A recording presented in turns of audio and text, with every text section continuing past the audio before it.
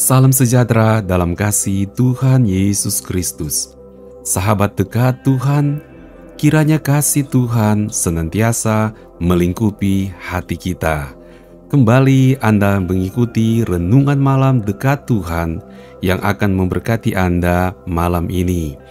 Tema renungan firman Tuhan saat ini adalah kobarkan karunia-karunia roh. Mari kita berdoa sebelum merenungkan firman Tuhan. Bapa Surgawi, kami datang padamu untuk merenungkan firman-Mu.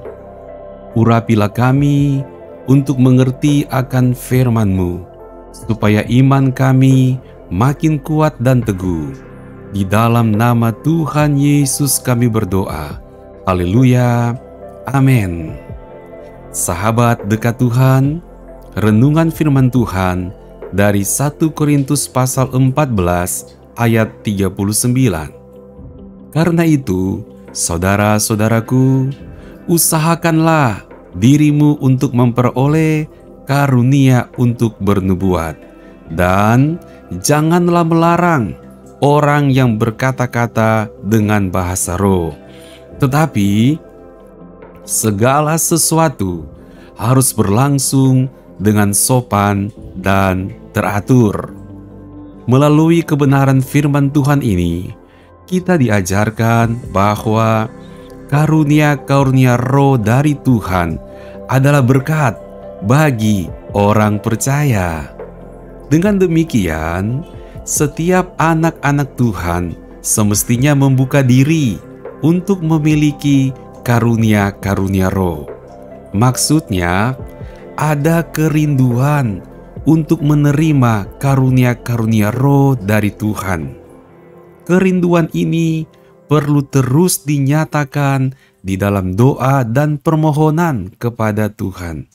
Jadi, sayang sekali jika ada yang merasa alergi untuk berkat rohani yang Tuhan sediakan bagi orang percaya melalui karunia-karunia roh.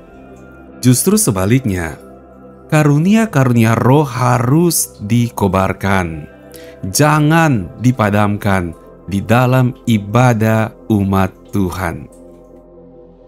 Tuhan menyediakan karunia-karunia roh untuk kebaikan gereja. Jangan disia-siakan, apalagi berusaha untuk menghindarinya.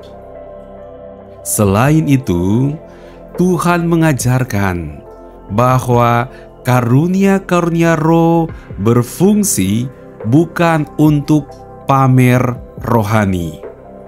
Karunia-karunia roh di dalam 1 Korintus pasal 14 ini bertujuan untuk membangun jemaat.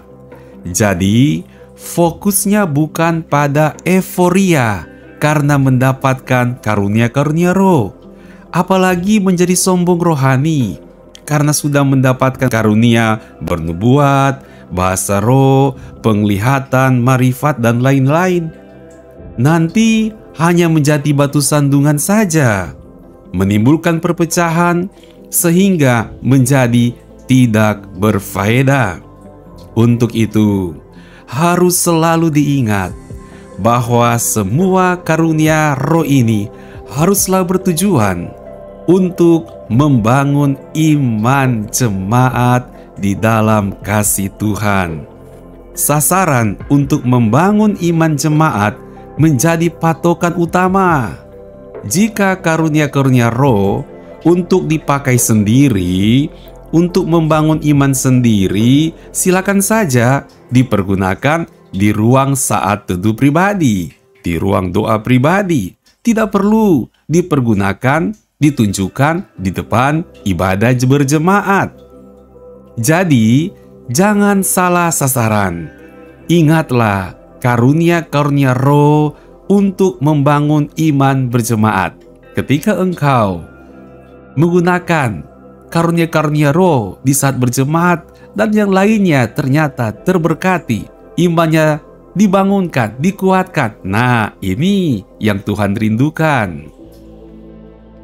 Tuhan juga mengajarkan bahwa praktek pelayanan karunia-karunia roh harus berlangsung secara tertib dan teratur. Tidak semuanya harus tampil di depan jemaat dengan karunia-karunia roh pada suatu saat yang sama. Ketertiban harus dijaga supaya ada rasa menghargai dan menghormati antara satu dan lainnya di jemaat. Tidak ada kesan saling mendahului, tidak terjebak dengan durasi jam ibadah yang tidak tertib dan tidak teratur.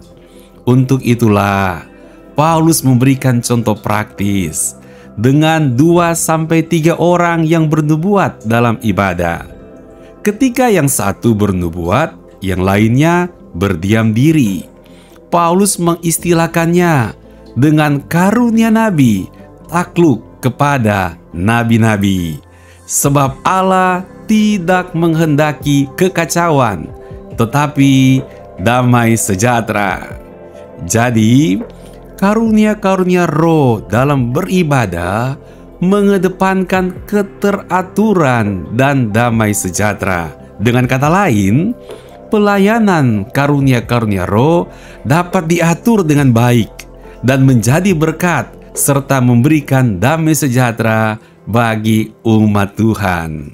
Saya berdoa untuk Anda agar menerima karunia-karunia roh dan terus bertumbuh dengan pengalaman rohani yang luar biasa melalui pelayanan karunia-karunia roh.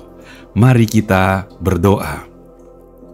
Bapa Surgawi, kami bersyukur atas firman-Mu yang mengingatkan kami tentang berkat rohani yang besar melalui pelayanan karunia-karunia roh. Tuhan, kami rindu mendapatkan karunia-karunia roh. Kami rindu rohani kami dibangun dengan pelayanan karunia-karunia roh, agar iman kami terus bertumbuh di dalam damai sejahtera. Terpujilah nama Tuhan. Bapa Surgawi, berkati juga kami malam ini. Di saat kami akan beristirahat, biarlah kami beristirahat dengan damai Tuhan, di dalam lindungan Tuhan. Bangun besok pagi dengan tubuh yang diberkati. Dalam nama Tuhan Yesus Kristus, kami berdoa. Haleluya. Amin. Puji Tuhan. Terima kasih karena Anda telah mengikuti Renungan Malam Dekat Tuhan. Anda juga dapat menjadi berkat dengan membagikan link renungan firman Tuhan ini kepada orang lain. Selamat beristirahat dalam berkat Tuhan. Tuhan Yesus memberkati. Shalom.